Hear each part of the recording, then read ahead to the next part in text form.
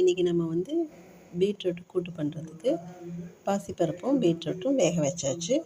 அரைக்க வேண்டிய பொருட்கள் பார்ப்போம். தேங்காய், பச்சை மிளகா, கருவேப்பிலை, ஒரு துண்டு இஞ்சி, அதோட ஒரு ஸ்பூன் சீரகம், இதெல்லாம் வச்சு அரைச்சிக்கணும்.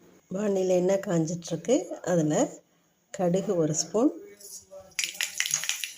சீரகம் ஒரு ஸ்பூன், உளுத்தம்பருப்பு ஒரு ஸ்பூன், பெருங்காயம் கட்டி பெருங்காயனால இப்பயே போட்டுருவேன். ஸோ கடுகு நல்லா பொரிய உடனே ஒரு தக்காளி, ஒரு பச்சை மிளகா, கருவேப்பிலை. தக்காளி நல்லா வதங்கிடுச்சுன்னா இந்த வேக வச்ச காய விட்டுடலாம். காய்க்கு தேவையான உப்பு போட்டு பச்சை விழுதையும் விட்டுடலாம். சூப்பராக ரெடி ஆகிடுச்சு.